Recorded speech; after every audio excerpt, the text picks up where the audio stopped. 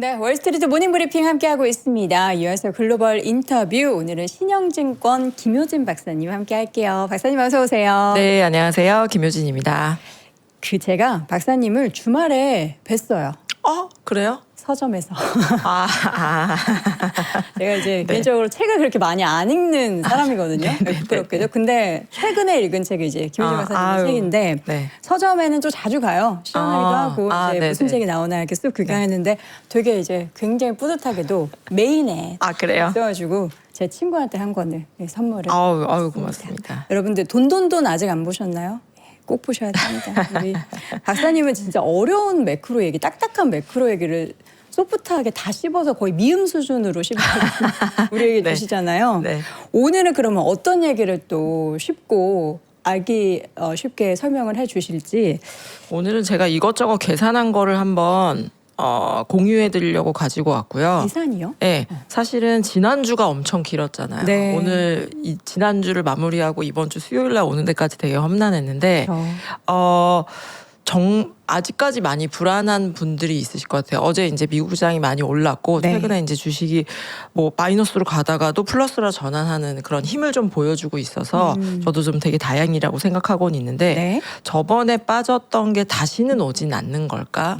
저번에 5,200 정말로 좀 비현실적인 숫자인데 맞아요. 그게 정말로 진바닥이었을까? 거기에 대한 불안감을 아직 완전히 떨쳐내기는 좀 어려우셨을 거라고 생각합니다. 그리고 아마 뭐 저희 레오폴드 사태라고 해야 되나요? 미국의 헤지펀드들이 청산되는 거를 보고 그래 뭐가 좀 이상해서 그렇게 많이 빠질 건 아니었어. 그런데 그게 한 번만이었을까? 이런 걱정들도 아직은 많이 하실 것 같거든요. 그래서 오늘 첫 번째로 말씀드릴 부분은 지난번 하락이 정말 진바닥이었을까? 그거에 대해서 좀 말씀을 먼저 드리고 싶고 네.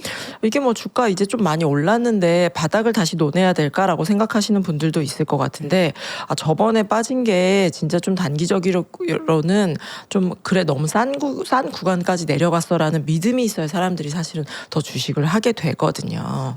그래서 그거를 좀 말씀드리도록 하겠습니다. 자, 자료를 한번 보시죠. 저희가 네. 이제 이전에 하락을 계속 나타났을 때 네. 지수 기준으로 개별 종목 기준으로 이 정도 빠지면 역사적으로 보통 저점이었습니다라는 걸 이번에는 좀 깼죠. 맞아요. 네. 그래서 저도 한 고점 대비 30% 정도 하락했을 때 뭐 이게 뭐 외환위기나 이런 것들이 나지 않는 한 이게 좀 더 이상 빠지기는 그럴 만한 이유는 아무리 우리가 주식이 뭐 이렇게 과하게 내려가거나 과하게 올라가는 경우가 있어도 이거는 좀 아닐 것 같습니다라고 이야기를 드렸는데 그 다음 주에 바로 깼던 저도 기억이 있습니다. 맞아요. 그래서 그때 제가 많이 들었던 이야기가 그거예요. 저희 댓글에서도 많이 아마 달아주셨을 네네. 것 같은데 산이 높으면 골도 깊은 거야. 그래서 많이 올랐고 우리가 이런 상승을 처음 봤기 때문에 이제 내려갈 때도 예전의 경험상 뭐 20, 30%, 뭐 10% 빠지게 뭐 20% 빠지고 20% 빠지게 30% 빠지는 거 아니겠어? 네. 그래서 더 많이 빠지는 거야라는 이게 어떻게 보면 분석이라기보다는 그냥 속담이랄까요? 뭐 그런 이야기들을 우리가 많이 했었죠. 그래서 한번 이거를 계산해 봤어요. 네. 상승 반납률.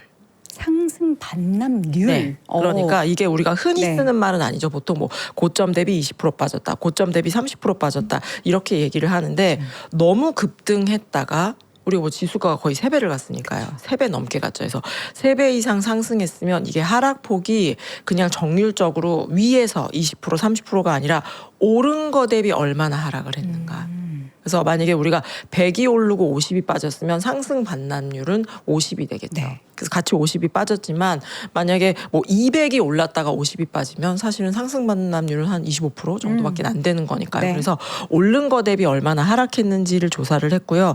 재미있는 게 몇 가지가 있는데 결론 빨리 얘기해 줬으면 좋겠다라고 제 귀에 막 들리는 것 같아서 너무 궁금하죠? 저는 지난번 하락했던 게 단기적으로는 정말 그때가 그 숫자에 걸린 이유가 있었구나라는 생각을 해요. 계산해 왜냐하면 보니까 나와요. 5,300을 기준으로 해서 넣었을 때 한국이 딱 중간보다 조금 더 많이 빠졌더라고요. 이게 사례가 한 8번, 그러니까 2배 이상, 저게 200, 그러니까 랠리가 200% 이상, 그러니까 지수가 3배 이상 올랐다가 이제 하락한 경우들이 한 8번 정도 있더라고요. 네. 근데 그 국가들의 평균적으로 한 45% 정도 상승 반납률, 그러니까 100이 올랐으면 한 45 정도 하락을 해서 55 정도에 걸렸는데 한국은 그거를 조금 넘어서는 52% 상승한 거의 절반 조금 이상을 뱉어냈네요, 우리가. 그래서 거의 뭐 경험칙으로 따지면은 거의 다 하락을 한 게 아닌가라는 생각을 하고, 이런 생각 아마 드실 것 같아요. 우리 이제 특히 3프로를 많이 보시면서, 그리고 이게 우리가 지난 급히 상승할 때도 그렇지만 급히 하락할 때 사람들이 막 이렇게 정보를 이야기하면서 그거를 되게 단기간에 어쩔 수 없이 합습을 하셨을 것 같은데, 뭔가 평균을 한국에 갖다 대는 것이 맞는가? 라는 생각을 좀 많이 하셨을 수도 있을 것 같아요. 한국이 최근 1년 사이에는 사실 예. 평균 그 이상과 이하를 넘나들고 있으니까. 예, 그래서 제가 특히 한국처럼 예전에 지수가 3배 올랐다가 하락한 경우만 추려서 놓고 봤을 때도 한 상승했던 거를 절반 정도 상승 반납을 했는데, 한국도 지금 그 위치에 걸려 있었다. 그래서 여러 가지 청산이라든지 여러 가지 다른 매크로 이슈들, 수급상의 이슈들도 있었지만 저기에 걸린 거는 이유가 있었다라는 이야기를 드리고 싶고, 네. 사실은 상승폭이 더 작은 케이스들도 제가 가지고 왔어요. 맨 왼쪽에 빨간색 막대기로 되어 있는 것이 한 25% 올랐을 때, 뭐 50% 올랐을 때 이런 건데, 요 위에 보면은 직선이 보이실 거예요. 이 직선이 뭐냐면 편차예요. 그러니까 우리가 뭔가 평균적으로 한 50% 빠지는 것 같습니다라고 이야기를 드릴 때, 어떤 나라는 0%고 어떤 나라는 50%고 어떤 나라는 100% 빠졌으면 그걸 평균하면 사실 50이거든요. 그래서 이 그냥 단순 평균을 해서 대충 한 50% 빠지니까 우리도 50% 빠지니까 다 빠진 거 아닐까? 근데 우리는 항상 0 아니면 100인 경우가 많았던 터라 이 평균을 말씀드릴 때도 저는 되게 좀 주의를 해서 말씀드리려고 하는데, 이 직선이 작다라는 이야기는 뭐냐면 편차가 작다라는 이야기입니다. 그래서 오밀조밀하게 50% 정도, 45% 정도 하락한 곳에 지난 경험들이 되게 많이 쏠려 있다라는 거고, 한국도 그래서 여기에서 이번에는 아주 크게 벗어나진 않고 걸렸다라는 이야기를 좀 드릴 수 있겠습니다. 상승 반납률로 봐서도 우리는 일단은 저점을 확인을 한 게 아닌 것이 확인한 확인을 한 게 것이고. 아닌가라고 저는 조심스럽게 생각을 하고 있고요. 네.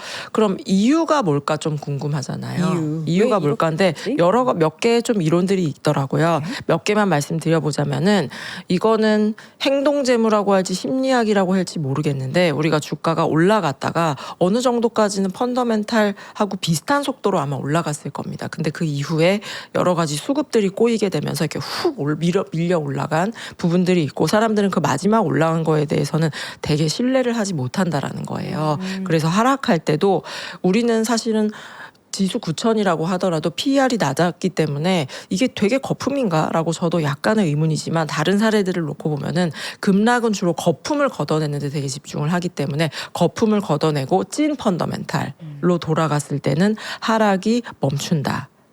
라는 거고요. 그리고 제가 지난주에 나와서 지난주에 시장을 보면 항복이라는 단어가 떠오릅니다. 그리고 여러분들이 이제 항복 매물이 좀 나온 게 아닌가, 근데 거래량이 안 터져서 좀 더 나오려나, 이런 걱정들을 이제 많이 하셨는데, 초기에 이제 방향을 트신 분들은 아주 저점에서 사신 분들이 또 팔기도 되게 잘 파시더라고요. 그래서 이익이 되게 많이 깔려 있었기 때문에 되게 급히 팔 필요도 없는데, 나중에 주식이 이렇게 밀리게 되면은 아주 고점에서 산 분들이 이렇게 매물을 쏟아내면서 낙폭이 더 커지게 되는 경우들이 있거든요. 그래서 항복 매물들이 나오면서 이런 것들이 절반에 멈춘다라는 걸 우리가 설명할 수 있을 것 같고, 저는 사실은 차트는 굉장히 잘 보지는 못하는데, 피보나치 이렇게 해서 뭐 50에서 한번 걸리고 뭐 61.8에서 걸리고 이런 심리적인 저항선들이 있는데, 그게 걸리는 것도 한 절반 정도 상승 반납을 했을 때이다라는 걸 우리가 좀 확인할 수 있을 것 같습니다. 사실 우리가 이렇게 50%라는 숫자를 봐서 이런 분석을 해야 되는 거잖아요. 역사적인 그 흐름에서 뭐 지수 20%, 뭐 개별 종목 30-40%에서 멈췄으면 사실 여기까지 분석을 안 해도 된다 말이죠. 예, 그렇죠. 그리고 사실은 50이라고 저도 이제 숫자만 보다가 50이라고 여도운 앵커님이 다시 말씀해 주시니까 말도 안 지난주에 돼요. 50%가 하락했었지. 리만 브라더스 붕괴됐을 때, 그러니까 미국의 경제 시스템이 멈추었다. 그리고 전 세계 경제 성장률이 1930년대 대공황 이후에 한 80년 만에 처음으로 마이너스를 기록한 게 2008년, 2009년이었거든요. 그때 위기의 진앙지였던 미국의 증시가 고점 대비 50% 하락했거든요. 그래서 우리가 아주 긴 시간을 함께 달려온 것 같습니다. 네. 그래서 저는 진짜 바닥이었을까. 그거를 저 혼자 저한테도 되게 확인이 필요했었던 것 같아요. 그래서 이렇게 저렇게 그래서 고점 대비 하락률이 아니고 많이 올랐으니까 그거 대비해서 반납률을 계산해 보면 어떨까. 그렇게 하면 혹시 더 빠질 수 있는 거 아니야? 그렇죠. 라는 생각으로 혹시나 해서 해봤는데 그래도 다른 나라 평균적으로 하락했다라는 거를 말씀드리겠고 이거 하나만 상승 반납률이면 사실은 한국은 그럼에도 불구하고 뭔가 더 갈 수 있을 것 같은 느낌도 들어요. 더 간다는 거는 그러니까 더 하락할 수도 있는 거야. 뭔가 평균을 이제 왜냐하면 김효진 씨가 보여주는 그런 평균들은 알겠고 예전에도 한 10번 정도 있었다라고 하니 뭐 두세 번만 가지고 이야기하지 않는 거는 알겠어요. 그런데 그때는 뭔가 이게 레버리지가 이렇게 과했나? 한국에서도 이제 단일 종목 레버리지 ETF가 있고 외국에서도 뭐 4배, 5배 레버리지를 그렇게 활용한다고 하니 예전보다는 그럼에도 불구하고 뭔가 진폭을 크게 봐야 되나? 여기에 대한 의구심이 있으실 것 같습니다. 요 차트가 저는 좀 안도감과 씁쓸함을 좀 같이 보게 하는 차트인데요. 함께 보시죠. 이게 뭐냐면 저 녹색으로 되어 있는 선은 한국의 수출 금액입니다. 네. 회색으로 되어 있는 거는 코스피 지수예요. 보통 궤를 함께 하네요. 예, 궤를 함께 하죠. 그래서 쭉 한번 보시면 2000년대 중반에는 한국이 수출 증가율이 정말 좋았어요. 네. 뭐 기본 한 20% 넘었던 것 같습니다. 성장률도 5% 넘게 좋았고요. 그래서 한국이 계속해서 뭐 수출도 좋았지만 주식도 꾸준히 우상향을 했죠.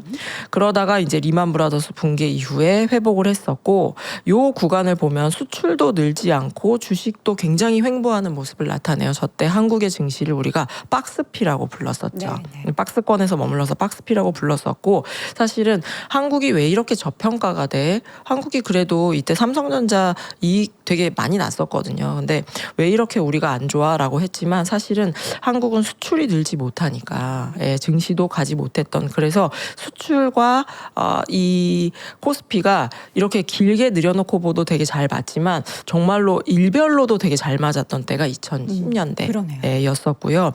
요거를 살짝 벗어났던 요 보호무역하면서 다시 좀 동반으로 안 좋았었고요. 그리고 다시 우리가 조금 좋았었던 때가 팬데믹. 코로나 때. 네, 그래서 팬데믹 때 코로나 때 우리가 그때는 돈을 막 전 세계에서 들이부으니까 주식이 좋았어라고 기억을 하시지만 한국은 되게 몇 안 되는 수출이 빠르게 늘어난 국가 중에 하나였었거든요. 그래서 돈만으로 주식이 올라가는 건 사실 한계가 있는데 이 수출이 올라가면서 이 수출과 유동성 쌍끌이죠. 그러면서 지수가 지금으로 보면 되게 낮아 보이네요. 처음으로 이제 한 3,500 정도를 기록했던 시기입니다. 그 이후에 수출이 다시 안 좋으면서 한국은 좀 또 지수가 뭐 2,000대를 거의 깨는 수준으로 내려가게 됐었죠. 그 이후에도 사실은 우리 AI 붐이 이렇게 우리 몸 앞으로 확 다가오기 전까지는 수출하고 코스피는 또 이렇게 동행하는 움직임을 보였었어요. 사실은 챗 GPT가 나오고 이 밑에 숫자가 작아서 연도가 잘 안 보실 수도 있는데 챗 GPT가 나온 건 2023년이잖아요. 2023년부터 2025년 중반까지도 수출 금액도 늘지도 못했고요. 그리고 주가도 뭐 저 월가에서는 AI 뭐라고 하고 이 프로그래머들은 아주 흥분을 했는데 주식시장에서는 아직 잘 모르겠어라는 게 불과 우리 1년 전입니다. 네. 그런 시절을 보냈는데 요 이제 꼬리를 우리는 되게 주의 깊게 봐야죠. 지금 한국 수출이 지난 저희 주말 동안에 한국 수출도 전년동을 비해서 막 50몇 % 정도 늘어난 숫자가 나왔는데 올해 한 봄 정도까지는 코스피하고 수출하고 거의 같이 갔어요. 네네. 그만큼 원래는 느낌상으로는 뭔가 성장할 때는 주가가 더 빨리 가야 되지 펀더멘탈이 더 빨리 가는 경우는 사실 그렇게 많지 않거든요. 보통 우리 선반영 하죠. 예, 선반영 하잖아요. 그런데 우리 증시는 올해 한 구전까지랄까 올해 초까지는 이 선반영을 할 겨를도 없이 너무나도 가파르게 수출 증가율이 수출 데이터가 네. 양적으로 성장을 했기 때문에 네. 거의 동일하게 갔습니다. 근데 우리를 좀 혼란하게 했던 것은 이 6천 이후였던 것 같아요. 6천 이후. 예, 6천 이후에도 이게 꼭 요 지수와 수출 데이터를 아주 뭐 정확하게 맞는다라고 이야기 드릴 수는 없겠지만, 예, 그래서 이 6천 이후부터는 가파르게 올라갔는데 사실 수출이 올라오는 거는 조금 더 확인이 필요한 부분들이었고 사실은 여기에서는 내년에 예상되는 혹은 거의 약속받은 이익 그리고 2028년에도 우리가 생각할 수 있었던 이익들이 있었고 장기 계약 소식도 들어왔었기 때문에 급등을 했었죠. 근데 사실 저는 이 데이터를 보고서에 쓴 건 처음이에요. 왜냐하면 여기까지 끊고 한번 말씀을 드려야 될 것 같은데 아마 되게 공식처럼 많이 들으셨을 거예요. 주식은 뭐가 제일 중요하다? 이익이 중요하다. 그래서 기업의 주가라는 거는 이익의 함수다라는 라는 거를 아마 인이백이도록 들으셨을 것 같은데 지금 제가 보여드리는 차트는 뭐인가요? 수출이잖아요. 수출은 뭐죠? 그러니까 한국을 만약에 하나의 기업이다라고 놓고 보면은 한국의 수출은 매출이죠. 그렇죠. 그래서 우리 시가총액 상위 종목에 거의 수출 기업들이 대부분이기 때문에 한국의 수출 데이터는 수출이 저렇구나 주가랑 되게 의외로 잘 맞네가 아니라 한국의 수출이라는 데이터는 한국에 상장되어 있는 코스피 입장에서는 매출이에요. 그러면 요 매출에서 뭐 비용도 빼고 뭐 R&D도 빼고 뭐 이것저것 투자한 것도 빼고 여러 가지를 빼야지 이익이 나와서 사실 저렇게 수출이 데이터가 이렇게 움직이는 것보다 이익은 사실은 더 들쭉날쭉할 수 있거든요. 그런데 제가 보여드린 일부러 이렇게 눈으로 이렇게 쫙 복기해서 보여드렸는데 네. 요 차트가 20년 거의 짜리 차트네요. 네. 20년짜리 차트인데 한국의 코스피는 왜 매출하고 비슷하게 움직일까요? 그러네요. 그래서 제가 사실은 여기에 완전한 설명을 할 수 없어서 그리고 요거를 아마 저희 앱에도 올려주시는 것 같던데 중간중간 보시면 꼭 수출이 선행한다라고 보기는 어려워요. 주가가 먼저 꺾이는 경우 이런 경우들이 있습니다. 네네. 그렇기 때문에 저도 뭔가 주식에서는 선행 지표로 쓸 수 없다라고 하고 그냥 분위기만 파악할 수 있다라고 본다면은 이거를 그렇게 뭐 신뢰할 수는 없겠어라고 저도 생각을 해서 보고서에 그동안 쓰진 않고 저 혼자 이렇게 봤었던 거죠. 근데 가지고 나오신 건 뭔가 이유가 있으실 것 같은데. 이게 우리 그렇게 따지는 것 같아요. 요 차트를 보면서 제가 아까 요 차트를 띄우면서 네. 안도감도 들고 씁쓸함. 약간 씁쓸함도 든다라고 말씀드렸는데 안도감부터 말씀을 드리죠. 네. 그래서 우리가 진짜 냉정하게 한국 주식에 대해서 마치 되게 작은 시장을 논하는 외국인으로 빙의가 돼가지고 네. 한번 말씀을 한번 나눠보자라고 한다면 네. 6천 이후에 오른 거는 나는 잘 모르겠는데 한국 증시 펀더멘탈이 뭐 좋고 AI의 수혜인 건 알겠는데 아직 나는 그렇게 확인을 못했는데 라고 아주 짜게 보고 싶은 투자자도 있을 것 같습니다. 그럴 수도 있겠죠. 그러니까 사실 우리 레오폴드 사태에 대해서 너무 과도한 레버리지였어. 그런데 그 몇 개의 펀드들이 한국 시장을 이렇게 흔들었다는 게 너무 씁쓸해라는 게 대부분의 반응이실 것 같은데 만약에 이렇게 생각해 볼까요? 모두 그의 시각에 동의했다라고 네. 한다면 그렇게 흔드는 것이 아니고 같이 갔겠죠. 예, 같이 갔겠죠. 예, 그래서 우리는 한국을 되게 짜게 보는 투자자들이 있구나. 그리고 그 투자자들 같은 경우에는 뭔가 매출이 확인이 되어야 그 다음에 성장을 논할 수가 있구나. 그래서 한국은 매출이 올라와야만 나도 비중을 조절하는 거를 고민해 보겠어라고 하는 아주 짠 투자자들이 여전히 있다라는 거죠. 그런 아주 짠 마음에서 놓고 봤을 때도 네네. 지난 5,300은 제가 이거를 사실은 그냥 축을 조정해가지고 이렇게 가지고 온 건데요. 네네. 저점하고 수출 금액하고 만나는 지점까지 빠졌더라고요. 요 끄트머리를 보시면 거의 만나고 수출 금액 거의 만났어요. 그래서 이게 근데 우연일까? 저는 우연이 아닌 것 같아요. 그러니까 우리가 보지 못하는 정말 수많은 데이터들을 네. 이 정말 큰 헤지 펀드나 외국의 네. 투자자들은 그런 것까지 다 봐가면서 포지션을 정리를 하고 뭐 더 실고를 하는 상황인 거잖아요. 예. 근데 우리는 저 미래의 청사진 그리고 지금 삼전닉스의 실적과 그 전망을 보면서 너무 뭐를 안 이랬다라는 표현이 맞나? 근데 뭐라고 표현해야 저는 되죠? 이걸? 저는 그렇게 생각하진 않아요. 우리가 왜냐면 뭐 뒤에서도 말씀드리겠지만 뭐 장기 계약이라든지 아니면 HBM에서 계속 이렇게 더 좋은 제품들을 내보내고 있는 거는 사실이고요. 네네. 그리고 지난주에 너무 빠졌을 때 우리가 마음이 되게 작아졌던 거지. 우리가 또 이 하이퍼스케일러들의 실적 그리고 어제 테슬라가 아니죠. 스페이스X까지 주가는 좀 오르락 내리락 하기는 합니다만 스페이스X 같은 경우에도 박명수 큐레이터님 전달해 주셨지만 이 AI의 기술이 뭐 우주에도 되고 위성에도 되고 여러 가지를 시험하는 시험대 중에 하나잖아요. 네네. 그 중에 하나였는데 어쨌든 실적은 되게 서프라이즈가 나온 상황인 거죠. 그래서 다시 차트로 한번 돌아가 보시자고 한다면 네네. 그래서 저는 이 차트를 아까 상승 반납률과 더불어서 그려보고 우리의 정말 매출 수준까지 이거 맞는 비유는 아니겠습니다. 거의 막 PBR 1배 정도까지 하락한 느낌인 거죠. 수출에서 하나도 프리미엄을 주지 않는 상태까지 주가가 하락했기 때문에 그래 이게 뭐 PER이 안 맞아. 뭐 PBR도 안 맞는 것 같아. 우리는 이제 뭐를 봐야 되는가 여러 투자자분들이 혼란스러우셨을 것 같은데 정말로 우리가 최악의 경우를 생각했을 때는 우리가 그래도 수출만큼은 지금 그냥 하고 있는 거니까요. 그리고 이게 수출이 만약에 외부적인 충격이 와서 수출조차 훅 꺾일 수 있어 라고 한다면 이거는 뭐 수출하고 지금 만나서 아주 과매도는 급하게 투매 양상은 멈췄겠지만 이거 또 내려갈 수 있습니다. 제가 이렇게 그냥 말씀을 드려야 될 것 같은데 지금 수출 데이터는 그렇게 뭐 정말 최악의 경우에 횡보할까요? 이렇게 내려갈 가능성은 당장은 올해 연말까지는 진짜 별로 없거든요. 그래서 정말 진바닥이었을까? 제가 스스로 던졌던 질문에 대답을 한번 해보자면 상승 반납률로 봐도 그렇고 그리고 우리가 뭔가 락바텀이라고 할까요? 단단한 바닥을 잡아주는 그리고 우리의 중심을 잡아주는 코스피 입장에서는 매크로하게 볼 수 있는 데이터 그 수많은 데이터 중에서 수출 증가율도 아니고 그냥 금액 진짜 단순한 데이터입니다. 수출 금액이 한국 증시를 잘 설명해 왔는데 한국 수출하고 정말 만나는 지점까지 자로잰 듯이 하락하고 왔다라는 거고 여기까지는 안도의 영역인데 좀 씁쓸한 건 이거죠. 상반기 내내 외국인들이 한국 주식을 뭐 한 180조, 190조 7월 말까지 이제 팔았죠.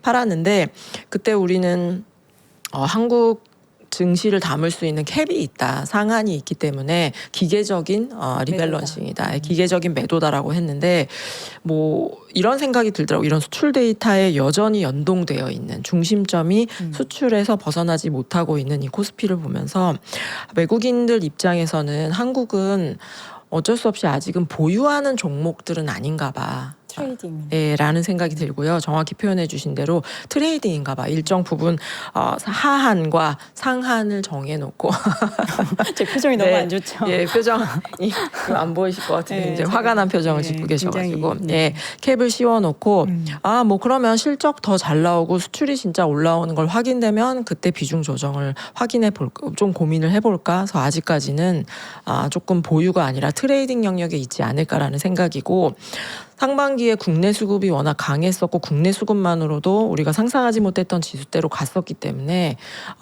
우리는 수급에서 외국인은 없어도 되라는 생각을 저도 솔직하게는 상반기에 했었던 것 같습니다. 개인이 다 끌고 갔습니다. 다 끌 수 있다라고 했는데 지금부터도 아니죠. 외국인 수급이 되게 중요해진 건 사실인 것 같아요. 그래서 외국인 수급이 들어올 수 있겠느냐가 중요한 거고 거기 외국인조차도 빠지었을 때 뭐 어느 정도 이 정도면 한국이 과매도야 이건 너무 많이 빠졌어라는 확신이 있었어야지 될 것 같은데 왜 지난주 금요일에 뭐 레오폴드 청산도 있었지만 지난주 금요일에 그렇게 말도 안 되게 거의 구조 가까이를 사들였는가라고 보면 뭐 이렇게 수출 데이터 이런 거 보면은 담당자한테 물어봤겠죠. 더 빠질 수 있어? 그러면 뭐 확률이 없는 건 아닌데요. 더 빠지긴 진짜 힘들어요. 그동안 상승한 거 절반 정도 이미 하락을 뱉어냈고요. 그리고 수출 데이터랑 이렇게 놓고 보면 여기서 더 내려가면 진짜 완전 더 사야 됩니다. 라는 이야기를 아마 하지 않았을까라는 생각이 듭니다. 그래서 우리가 이제 외국인 수급이 저는 근데 외국인 수급에 되게 목매는 게 좀 감정적으로 좀 그렇더라고요. 예, 싫죠. 뭔가 예, 그리고 우리 필드인데 네. 남이 와서 휘젓고 다니는 예, 내 느낌. 운동장인데 네. 누가 올까 말까를 계속 보는 게 좀 맞득치는 않습니다만 외국인들이 어제 언제 찐매수로 돌아서는지 찐매수. 예, 찐매수로 돌아서는지가 중요한 것 같고 네. 이게 최근에 시장에서 아주 뜨거운 감자인 저밸류 트랩을 우리가 이번에는 벗겨낼 수 있을 것인가, 요 밸류에이션 재평가를 받을 수 있을 것인가, 네. 여기에 질문으로 이제 넘어오게 됩니다. 그럼 어떻게 재평가를 받을 수 있다라는 것에 있어서 지금 우리가 그렇다 아니다라는 해답을 얻긴 좀 어렵잖아요. 예, 뭘 지금- 보면서 그걸 지금 당장은 어려운데 지금 당장은 답을 내기 어렵죠. 그러니까요. 답을 내기 어려운데 지난 하락을 보셨던 것처럼 이게 이 산업이랑 기업들이 앞으로 나가는지 뒤로 나가는지 뒤로 백도를 하고 있는지 되게 헷갈리게 하는 경우들이 많아요. 그래서 저는 모형들을 가지고 왔어요. 모형이요? 그러니까 루트라고 할 수 있죠. 네네네. 보시면 이게 우리가 밸류에이션 고퍼라고 하죠. 예, 아주 평가를 높게 받는 기업들이 몇 개가 있습니다. 예, 이거보다 훨씬 높게 받는 기업들도 있지만 저는 일부러 조금 이 산업재라고 할까요?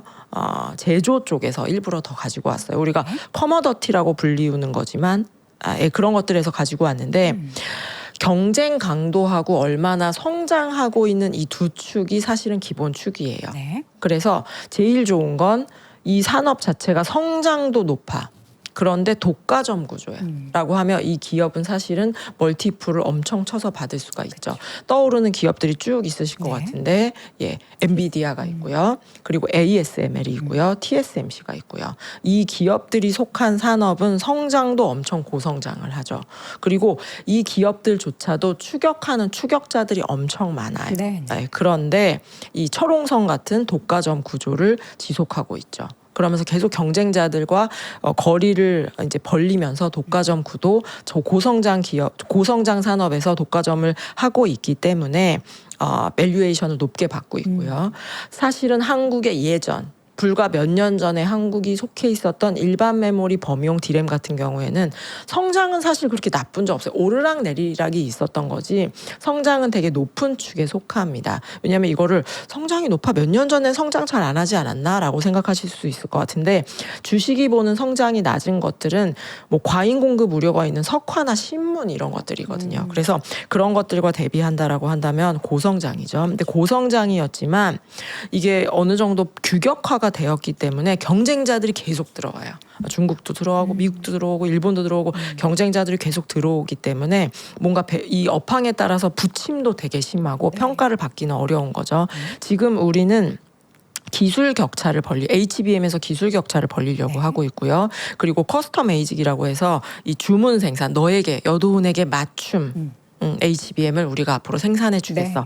베이스 다이부터 우리가 다 맞춰 주겠어. 라고 하는 쪽으로 맞춰주고 있는 거죠. 사실은 고객한테 맞춰줄 거라고 하면 이문이 별로 안 남을 것 같은 생각도 들잖아요. 그런데 저한테 한번 길들여진 여도우님은 딴 데는 못 가시는 거죠. 그렇습니다. 예, 네. 그래서 고객을 이렇게 아주 강하게 바인딩 한다라는 측면에서 반도체 쪽에서는 커스텀이다라고 한다면 이 수요를 앞으로 어느 정도 깔고 간다라고 생각을 하시면 될 것 같은데 네. 요 두 개로 지금 우리는 HBM은 이 독과점 구조로 가기 위해서 지금 사실 시장은 독과점 구조예요. 세 개. HBM 시장만 놓고 보면 세 개가 하고 네. 있고 마이크론은 사실 점유율이 마켓 셰어가 그렇게 네. 높지 않기 때문에 독과점 구조이지만 시장은 이거를 끊임없이 의문하고 있는 상황이고 우리는 그 의문을 기술 격차와 커스텀으로 해결을 하려고 하고 있고 거기에 하나 더해서 장기 계약으로 하고 있는 거죠. 장기 계약으로 하고 있는 거고 사실은 제가 성장이 낮으면서도 독과점을 하고 있는 린데나 에어리퀴드 이런 기업들도 가지고 있는데 시간이 나시면 한번 조사를 해보셔도 괜찮으실 것 같아요. 우리는 이 AI의 산업이나 HBM이 저성장으로 가는 날은 안 올 거라고 생각하죠. 근데 또 어느 순간 되면은 또 그럴 수도 저성장이 있죠. 될 텐데 지금 당장은 절대 예, 아니죠. 그러면 저성장하는 기업들은 이제 뭐 밸류에이션은 볼 필요도 없어. 그런 주식은 하는 게 아니야라고 네. 생각하실 수도 있겠지만 린데라고 독일에서 이 소재랑 이제 산업 소재 하는 이런 특수가스 같은 거를 하는 기업이 있는데 이 기업은 사실은 특수가스 분야가 여전히 반도체에도 쓰이고 여러 군데 쓰이지만 성장성이 그렇게 높은 산업이다라고 한다면 뭐 엔비디 이렇게 반도체에 비해서는 그렇진 않아요. 그런데 이 아주 고객을 강하게 바인딩하는 장기 계약을 뭐 2, 3년이 아니고요. 15년, 20년 동안 장기 계약을 하고요. 다 고객한테 맞춰줘서 빠져나가지 못하게 하고 그리고 하나 중요한 거는 배당을 33년 동안 계속 늘려요. 그러니까 이제 투자자들이 못 빠져나가죠. 그래 린데는 성장성은 그렇게 많진 않은 건 알겠어. 그런데 린데만큼 하는 기업이 없어. 네. 그리고 이거는 마치 연금 같은 주식이네라고 생각하면서 평가를 깎지 않고 오히려 높여가고 있습니다. 네. 그래서 우리가 이 저밸류 트랩에 관련해서 아마 우리가 하반기 내내 그리고 아마 몇 년 내내 아마 이야기를 하게 될 거예요. 그런데 굉장히 다양한 루트가 있고 한국은 이 경쟁이 성장을 하면서도 경쟁이 심해서 밸류에이션을 못 받았던 국면에서 확실히 좀 이쪽으로 넘어가고 있다라는 거고 시간이 좀 됐지만 하나는 더 말씀드려야 될 것 같습니다. 이게 사실은 제가 좀 무거운 이야기지만 강조해서 드리고 싶은 이야기였는데 네. 사실은 우리가 비교를 할 때 아까도 TSMC가 있었지만 TSMC가 이익률이 계속 좋아. 이익률이 계속 좋아서 우리보다 멀티플이 높은 거야. 이런 이야기 들어보셨을 것 같습니다. 네네. 그래서 차트에서 보시는 것처럼 와. 녹색 선이 TSMC의 이익률이고요. 빨간색 선이 SK 하이닉스예요. 우리는 들쑥날쑥한데 TSMC는 되게 견조하네요. 정확히 포인트를 찝으신 거예요. 이익률은 우리가 더 높아요. 그러면 우리가 멀티플이 더 높아야 되는 거 아니야? 그리고 우리는 뭐 80%, 90%, 100% 이렇게 뚫고 나가지는 못할지라도 계속해서 높은 이익률을 계속해서 달성할 수 있으니까 멀티플이 당장 높아지면 좋겠죠. 그쵸. 그런데 사실은 이렇게 꾸준한 거를 증명하는 시간이 필요해요. 그래서 제가 만약에 오늘 클립에 썸네일을 뽑는다면 증명의 시간입니다. 저 지금 쓰고 있었어요. 증명의 시간. 네, 지금 증명의 시간이고요. 그러네요. 사실은 차트를 빠르게 한번 다시 띄워봐 주시면 네. 이게 TSMC가 이렇게 꾸준한 것도 되게 대단하지만 이렇게 이 회색으로 음영을 쳐놓은 국면들이 메모리의 다운 사이클이에요. 네. 반도체가 안 좋았을 때인데 이럴 때는 같이 빠져요. 같이 안 좋아서 이때도 멀티플이 많이 TSMC도 고전을 했지만 이렇게 다운 사이클일 때 안 좋긴 안 좋지만 이익률이 그렇게 그닥 타격을 받지는 않았거든요. 네네. 그래서 저는 요즘 주식을 보면서 결혼하고 되게 비슷하다는 생각을 많이 하게 됐거든요. 어떤 면? 연애할 때는 다 잘해주죠. 그래요? 연애할 땐 다 잘해줍니다. 그런데 결혼은 좋을 때 잘해주는 사람 말고 정말 안 좋을 때 나한테 어디까지 잘해줄 수 있는지가 되게 중요하다고 선배님들 많이 이야기하시더라고요. 결혼은 TSMC 같은 사람이랑 해야 되는 거군요. 인제는 하이닉스도 달라져서 이제는 하이닉스와도 이제 결혼할 SK 도. 거지만 그래서 안 좋을 때 얼마나 이익을 지켜내는가가 되게 중요하기 때문에 네. 지금 당장 재평가를 저도 원하지만 지금 당장 외국인들이 막 한국 주식을 쓸어 담고 리레이팅을 하기에는 우리가 다운 사이클에서 얼마나 지켜내는지를 봐야 된다라는 거고 그 움직임이 전혀 없으면 하이닉스 이익률만 보고 따라가지 마세요라고 하고 제가 마무리를 하면 됩니다. 그런데 우리는 장기 계약 그리고 기술 격차 이런 걸로 이 사실은 다음 사이클에 대한 대비를 열심히 하고 있는 상황이다. 증명의 시간이다. 라는 걸로 마무리하겠습니다. SK하이닉스가 그리고 삼성전자도 추이는 뭐 그렇게 크게 다르진 않겠죠. 더 진폭이 작죠. 그러니까 사업군이 좀 네, 다양해서 맞습니다. 진폭은 맞습니다. 작으나 흐름은 좀 TSMC처럼 좀 견조하다기보다는 여전히 증명이 좀 필요한데 앞으로 과연 뭐 LTA 비롯한 이런 장기 계약이 TSMC와 같은 이렇게 이익을 계속해서 지켜낼 수 있는지 이익률을 지켜낼 수 있는지가 향후의 주가에 있어서의 가장 큰 또 관건이 될 것 같습니다. 우리 김유진 박사님한테 길들여져가지고 보내드리기 싫은데 이미 시간이 지나서 오늘은 아쉽지만 보내드리도록 할게요. 신영증권 김유진 박사 함께했습니다. 박사님 고맙습니다. 고맙습니다. 자, 오늘도 월스트리트 모닝 브리핑 함께 하셨습니다. 내일 아침에도 정말 바쁘게 실적 발표 내용도 많거든요. 내일 오전 6시에도 어김없이 이 시간 이 자리에서 여러분께 내용 전달 드리도록 하겠습니다. 여러분 오늘도 고맙습니다.